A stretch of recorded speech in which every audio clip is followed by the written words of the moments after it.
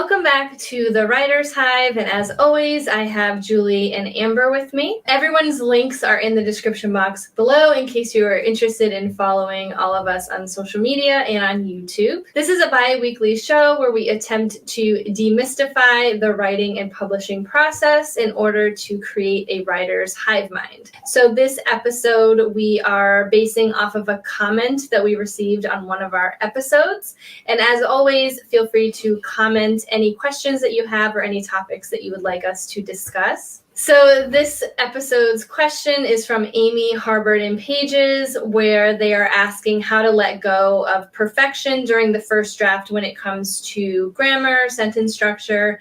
But we wanted to expand this topic a little bit and talk about how we let go of perfection to try to get through a first draft in general. So Julie, would you like to kick us off? Absolutely. I will just start by saying that I want to say that in general, I never expect perfection of myself on a first draft, but that is a bold-faced lie because I do expect it of myself, even though I know it's not attainable and it's not realistic. I do think that I tend to write cleaner first drafts, but no first draft, absolutely none. Whether you are an underwriter, overwriter, skeleton writer, whether you have fully fleshed out first drafts, everything as a first draft is still a draft zero to a first draft. And everything you write, regardless of how well you write it, will require editing. So whether it's at a line edit level, a grammar level, a plot character structure level, everything is going to require an edit. I don't think any writer should expect that they get done a first draft and it's just ready to query or ready to publish. So really, it's just kind of a mindset of expecting from yourself something that is absolutely unattainable. Like I said, I still expect that of myself to a certain degree, but even I have accepted that it's just not going to happen. And I've started to really enjoy the editing process, like a lot.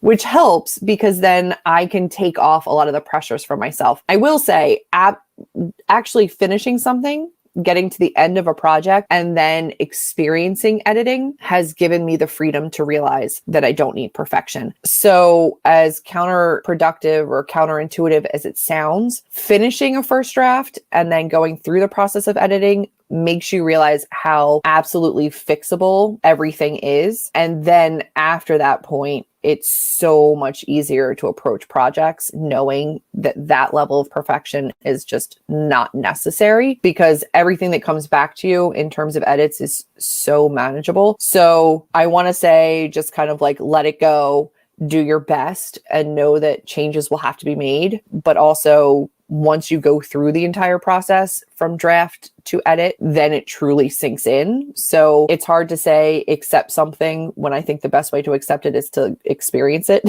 But yeah, even as somebody who considers himself a clean first drafter, edits are just going to happen. And I've always told myself I'm a writer, but that does not mean I'm a good speller. And it does not mean I'm good at grammar. So you'll have people in your life that come to you and they say, well, you're a writer, so can you help me look over this? And I'm like, I can help you look over that for content. But in terms of grammar, basic grammar, yeah, sure, of course. But I'm not a perfect writer. I'm not proficient at grammar rules. So there's only so much you could expect from yourself as a writer. And if you are somebody who is very passionate about grammar and editing, then that's fantastic. But I don't think anybody should expect that of themselves in a first draft at all. And I think it's a very harmful misconception that you need to have these perfect first drafts, or that even your first time through, you need to have the entire plot down correctly or all of the character arcs correct. Things are going to change, and that's perfectly okay. That's what editing is literally for. So take your time, be patient with yourself, go through the creative process, and then afterwards, there's literally nothing you can't fix. Like, it's all able to be tweaked once it's done. So just gotta let go, let the fingers fly, get your words out, and then the rest can be tweaked later. Yeah, I actually don't struggle with perfectionism when it comes to grammar and spelling. I first of all, I'm from Texas, and our natural way of speaking is just not grammatically correct. It's just not. And so the first time I think I put work out that people could read, they were like, "Wow, the grammar on this is really bad." And I'm like, "But that's how we talk. Like, I don't understand why that's wrong." And I think that has a lot to do with school, because in school I was always in advanced placement English, where we did book reports and we did creative writing. We didn't learn grammar at all. The regular English classes did, but I guess they assumed because we were in advanced placement that we just knew. And I was like, okay, cool. So I don't struggle with that. When I go back and read, and I'm like, wow, not great at that. I do struggle with feeling like I need to have all of the character work done, all of the plot points, the timeline, everything perfectly lined up, and all the descriptions perfect. I do struggle there. And that's one that I'm still struggling with, that I still keep telling myself, like, it doesn't have to be perfect. You can go back and edit it. But then I'm like, oh my gosh, all that editing work is going to really suck. So if I do it now, and then I just get stuck. So I do struggle there, and I'm still trying to push past that. Yeah, that can be a struggle, and I feel like there are times in the past that I've done that. I found little tips and tricks along the way to keep myself going, especially when it comes to any sort of research on the characters or locations or anything like that. Sometimes that will trip me up, but thankfully I've learned to do that a lot in my outlining. If there's a location that I need that I can't quite figure out in my head yet, I'll do all that research ahead of time. In terms of character descriptions, I'll know about them ahead of time. But anytime that I do actually get stuck in a first draft, when it's usually not about grammar, because I understand I can fix that later, is I put the hashtag symbol next to a character name or a location, and that is a trigger for me to, when I am doing an edit, to then do the research on what I need to figure out a name or a location or a description. And I've also found that I do that when, as much as I use an outline, sometimes the creative process wants me to go on a little bit of a tangent before I come back. In terms of transitions into getting back to the scene or a scene that I really want to explore, and I need to do more research or thinking, I will put a hashtag as well. So those are little triggers that will catch me in the editing and will push me through that first draft, because throughout the years, I found that I don't really enjoy the drafting process as much as I enjoy the editing process. I love outlining, I love editing. I just like to solve all of the problems, but it's the actual getting the words on the page before fixing them that I struggle with. So the first draft can be a huge struggle for me. It's the longest part of my process, but that hashtag trick has really helped me. That sounds like a good one. So then you can just do like a search through your document of hashtags and then go to all those spots and correct them. Yeah, because it's not necessarily a word like fix this, which you may gloss over, or if there's something that a certain phrase that you want to use that will stop you in your tracks, because there's never been a time that I've left a hashtag in my book. But if sometimes I was like,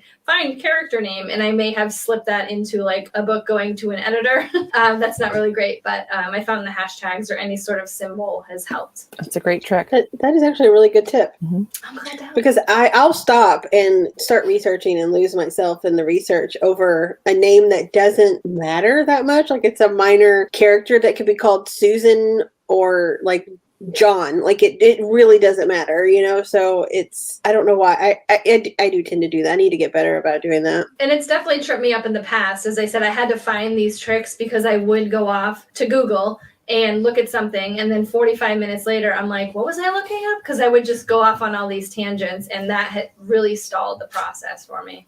And I think it's also important to note that there has to be a time where you say, this book is as good as I can make it right now, and you either query it or you go to professional editors, or even when you're working with professional editors, you say, this book is as good as it can be. I'm ready for it to see the world. And you have to just kind of accept that point, because at some point it has to move forward. But I don't think that there's still an idea of perfection even at that point. Kate, you're looking at republishing an old series and you're finding ways to rework things. You have super popular, traditionally published authors like V.E. Schwab who says, like, I would have changed this or I would have done that. Like, there's just no point where anything is perfect. So expecting it of you in a first draft is so illogical and impossible. And it is a weight that you do not need on yourself while you are in the middle of a creative process, because there's no point at which a story is perfect. Everybody can go back to a book that they wrote and go, oh, I would have tweaked this, or I would have done this different.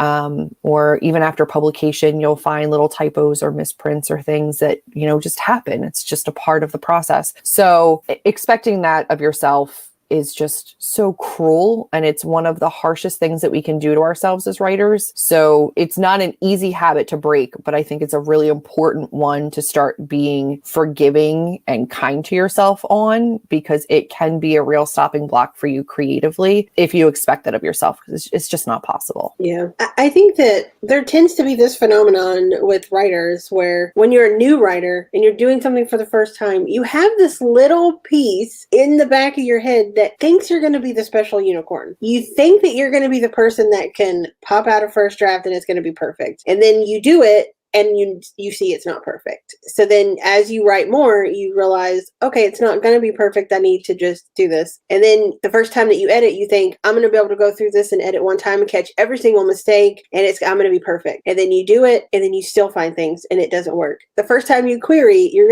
I'm going to be that special unicorn that queries one agent and grabs a great, publisher at the big four or whatever. And you usually aren't. So I think that there's just that little piece of us in the back that think we're going to be a special unicorn. And until we get through it and we realize we're not a special unicorn, and then you can start to realize you don't need to be perfect the first time. It's never going to be perfect to you going out. It's going to be as good as you can make it at that time with your current abilities. Yeah, in 10 years from now, I could probably go back and make that first book a lot more perfect, but it still wouldn't be perfect for the 10 years more in the future. So, Yeah, that letting go is definitely important, and something that I always think about too when it comes to any other part of this process is that it's never going to be perfect. So you have to get to the feeling of I think this is as best as I can do right now with my current knowledge, with my current experience. And that's when you would hand it off to critique partners and editors or beta readers, or you put it in a drawer for a little bit and come back to it. So if your goal is to get that first draft done, do it as best as you can. If you get stuck on grammar, maybe, save that part to the end. What I tend to do with my process is I ignore grammar throughout the whole thing. I'll try to catch some spelling errors, but they're always inevitable. And then I use Pro Writing Aid as a grammar checker. I use the native checker and Scrivener and Word. So if that's something that you get hung up on, make it a part of your process. When I'm done with this draft, I will then do all of the grammar. When I'm done with this draft, I will read through for continuity, anything like that. So just tweak your process along the way. And I've also found that checking out other writers' process has really been helpful. Going out, a lot of famous authors, they do have interviews and they talk about their writing process. It's one of the reasons that I love doing the Writer's Hive, because we get to know each other's process and try to find these little tweaks that you can use toward your process in the future. So again, be sure to check out the comments below and answer our question of the episode, which is, how do you let go of perfection during a first draft? And as always, we have all of our links to our channels in the description box below, and we will see you next time. Bye. And you'll have people in your life that know you're a writer and they come, nope,